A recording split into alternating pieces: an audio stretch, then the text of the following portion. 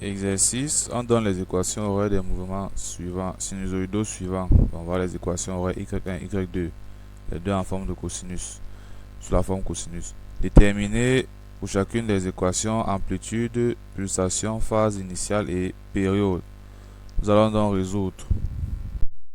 Nous avons ici nos deux fonctions, y1, y2. À la première question, il était question pour nous de déterminer l'amplitude, la pulsation, la phase à l'instant initial. Donc, juste un rappel. On sait que lorsqu'une fonction est écrite sous la forme y égale a cosinus oméga t plus phi, a représente l'amplitude ou encore la valeur maximale, oméga la pulsation et phi c'est la phase à l'instant initial. Nous allons maintenant passer à la résolution de notre exercice. Il est question dans un premier temps de déterminer l'amplitude. Pour la fonction y1, l'amplitude de y1 qu'on appelle a1 ici, a1 est égal à 40. Bon, ici il n'y a pas d'unité parce que dans les questions on n'a pas précisé d'unité. Pour y2, l'amplitude c'est ça, a2 égale donc à 60. Question suivante, détermine la pulsation. La pulsation pour y1, on a vu que la pulsation c'est ce qui est devant t, ici. Donc ici on aura pour y1 200 pi. Et la pulsation s'exprime en radians par seconde, donc 200 pi radians par seconde. Pour y2, c'est toujours 200 pi radians par seconde. Ensuite, on a la phase à l'instant initial. Donc, pour la phase à l'instant initial, on va appeler phi1 pour y1 et phi2 pour y2. Phi1 est égal, phi1 ici est égal à pi sur 6. Phi1 pi sur 6. Et la phase à l'instant initial, c'est un angle qu'on exprime en radian. Donc pi sur 6 radian. Et phi2 ici est égal à moins pi sur 6. On tient toujours compte du signe qui est devant l'angle. Moins pi sur 6. Moins pi sur 6 radian. La période. Pour la période, on sait que t égale à 2 pi sur oméga. Et on a déjà calculé oméga dans cette partie ici. On va juste appliquer la formule. Pour y1, on aura t1 égale à 2 pi sur oméga. On a trouvé oméga pour y1 200 pi. 2 pi sur 200 pi. Qui sera donc égal à 0,01 seconde. Comme on a exprimé oméga en radian par seconde, la période sera donc donnée en seconde. Y2, on aura T2. Y2, on aura T2 égale à 2 pi sur oméga 2 donnait toujours 200 pi. 2 pi sur 200 pi. Ça va toujours nous donner 0,01 seconde. Voilà donc pour la première question. À la deuxième question, à la question B, on demande la différence de phase et préciser lequel des deux mouvements est en avance et dire si ces fonctions sont en phase, en opposition de phase ou en quadrature de phase. On passe à la résolution. La différence de phase est encore appelée déphasage et on la calcule à la formule suivante, delta phi égale à phi2 moins phi1. En appliquant phi2 c'est moins pi sur 6 moins phi1 qui est pi sur 6. On trouve donc 2 pi sur 6 qui nous donne delta phi, donc moins 2 pi sur 6.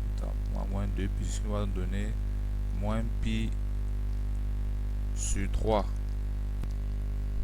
pi radian. C'est un angle. Ici on trouve un déphasage négatif. Maintenant on va essayer de voir quelle est la fonction qui est en avance. Comme on a trouvé delta phi inférieur à 0, ceci équivaut donc à phi2 moins phi1 inférieur à 0, ce qui équivaut alors à phi2 inférieur à phi1. Comme on trouve ici phi2 inférieur à phi1, ceci signifie que la fonction y1 est en avance sur y2.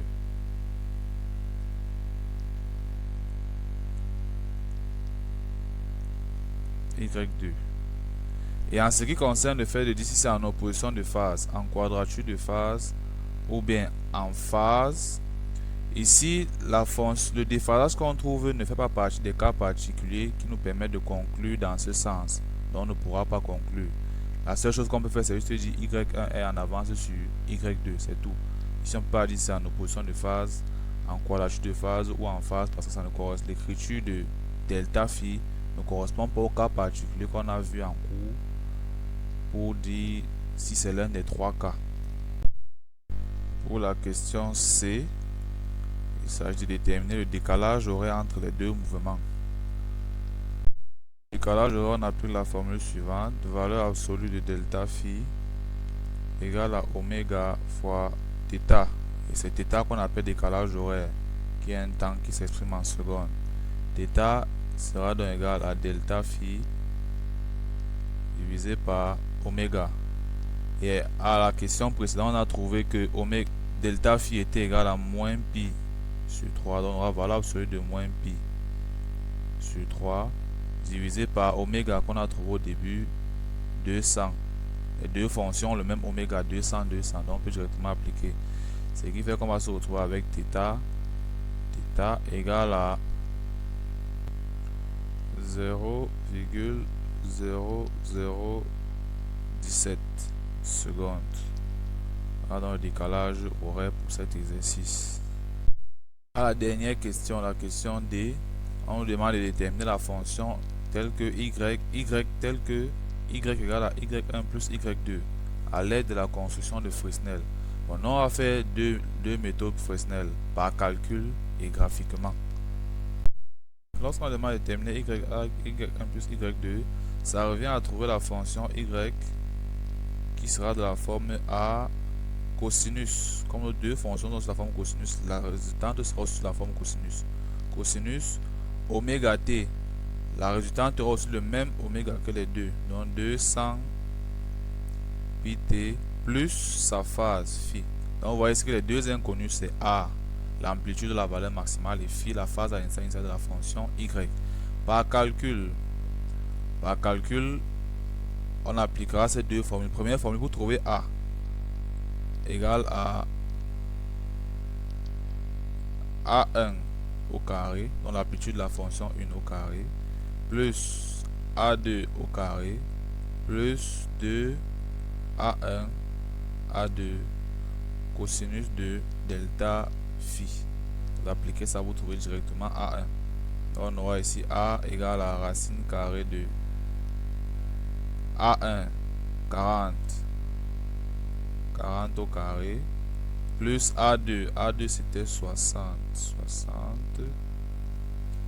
a2 60 au carré, plus 2 fois 40 fois 60 fois le cosinus de delta phi, donc cosinus de moins pi sur 3. Et on sait que pi sur 3 c'est encore 180 divisé par 3, donc 60 degrés, donc cosinus de moins 60. Et là vous allez donc trouver a égale à 87,18. Bon, comme on n'a pas d'unité ici, on va laisser comme ça. Maintenant pour l'angle, la formule tangente phi égale a1 sinus phi 1 plus a2 sinus phi 2 divisé par a1 cosinus phi 1 plus a2 cosinus phi 2. Bon, il faut savoir que ces deux formules se démontrent. On ne va pas juste le faire parce que c'est pas souvent nécessaire dans l'exercice. En remplaçant, on aura donc tangente phi égale à a1 40 fois sinus de phi 1, donc sinus de pi sur 6 plus a2 60 fois sinus de phi 2, donc sinus de moins pi sur 6 divisé par a1 40 fois cosinus de phi 1 phi 1 qui est pi sur 6 plus 60 fois sinus de fois cosinus, tant pour ma cosinus fois cosinus de phi de E qui est moins pi sur 6. Et on trouve donc tangente de phi qui est égale 0,83, bien 0,831. Donc tangente de phi égale 0,831, ce qui fait que phi est donc égal à tangente moins 1 de 0,831 qui nous donne 39,73 degrés sensiblement. Ici, en sachant que pi sur 6 c'est encore 180 divisé par 6, donc 30 degrés. En calculant, on trouve donc que phi égale à 39,73 degrés. À partir des deux, ici, vous pouvez donc juste venir remplacer ici et trouver l'expression de y. Maintenant, par construction, on a donc ceci, on réécrit les relations. Maintenant, ici, on va définir 1 cm pour 10 pour pouvoir tracer l'amplitude. 1 cm pour 10. Donc, en essayant chez vous, pour essayer de cette manière. On constitue dans notre repère deux axes. On a vu que les deux axes-ci sont tous pour y. Maintenant, pour tracer y1 avec la construction de Fresnel, on avait vu qu'on trace d'abord une droite passant par le centre du repère et qui doit faire un angle de pi sur 6 avec la partie ici. Donc, on va tracer. Donc ici, notre droite-ci doit faire un angle de pi sur 6. Cette droite qu'on trace doit faire un angle de pi sur 6 avec l'horizontale qui est là. Et comme ici devant on a plus pi sur 6, ça veut dire qu'on va lire dans le sens positif qui est ici. Donc plus pi sur 6. Et on sait que plus pi sur 6 c'est encore 30 degrés. Donc vous allez mesurer 30 degrés, tracer la droite correspondant à 30 degrés. Ensuite, vous allez maintenant mesurer, comme on a dit qu'on prend 1 cm pour 10. Ça veut dire que pour 40, on prend l'amplitude. Pour 40, on va mesurer maintenant 4 cm. Donc vous venez maintenant ici, vous mesurez 4 cm. On suppose que ça va s'arrêter par exemple là. Et vous effacez le reste. Et là, vous aurez donc tracé ici la fonction y1. Donc, vous tracez une droite. Première étape, vous tracez une droite qui doit faire un angle de plus pi sur 6 avec l'horizontale qui est là. Quand vous l'avez fait, maintenant, vous cherchez la longueur du segment par rapport à l'amplitude. Comme on a défini l'échelle ici, 1 cm pour 10, ça signifie que pour 40, on aura 4 cm. Vous mesurez donc à 4 cm, vous complétez, vous effacez le reste et vous aurez donc ici y1. Pour y2, on va utiliser le même procédé. Maintenant, l'angle ici, c'est moins pi sur 6. Ça veut dire moins 30. Conclusion, on va donc lire l'angle dans le sens contraire ici. Vous allez donc tracer une droite qui doit faire un angle de 30 degrés, mais dans le sens contraire. Comme ceci. Et on doit se rassurer que cet angle, c'est effectivement 30 degrés. Donc, on lit maintenant ça. Ce sera donc ici moins pi sur 6. Fait donc moins 30 degrés. Et ensuite, comme tout à l'heure, on va mesurer la longueur de l'amplitude ici. Comme on a dit 1 cm pour 10, ici pour 60, on aura donc 6 cm. Ce qui signifie que vous allez venir par exemple jusqu'ici. Par exemple, je suppose, jusqu'ici. Et vous mesurez, donc vous mesurez là 6 cm et vous aurez donc tracé y2. Maintenant, y revient juste à faire la somme de ces deux vecteurs-ci. Comme on a vu en mathématiques, la somme des deux vecteurs va nous donner la somme graphique. On va essayer de tracer la somme et on obtiendra ceci. On construit la somme des deux vecteurs comme en mathématiques. Donc, trace. Bon, ici, ça va un peu sortir de notre tableau parce que les dimensions n'ont pas été bien prises. Mais c'est juste pour expliquer. On construit dans la somme et on obtient ça. Le vecteur somme que vous obtenez donc, vous allez lire ses caractéristiques graphiquement. Pour lire A, il vous suffit juste de venir mesurer votre segment-ci que vous obtenez par la somme là. Vous mesurez. Si vous trouvez par exemple 10 cm, c'est un exemple, 10 cm, vous faites la règle de 3 ici et vous trouvez à quoi correspondra A. Donc si vous trouvez par exemple 10 cm, vous allez seulement faire la règle de 3, on va trouver donc pour 10 cm, on aura A égale à 100 par exemple. Et pour l'angle, vous venez simplement mesurer l'angle-ci. Venez juste mesurer l'angle-ci que votre vecteur-ci fait avec l'horizontale. Comme c'est dans le sens positif, votre angle sera donc positif. Donc vous aurez plus, vous mesurez l'angle et puis vous déterminez donc phi. Donc par Fresnel, vous construisez les deux vecteurs, vous faites la somme et vous venez lire les caractéristiques sur le graphe.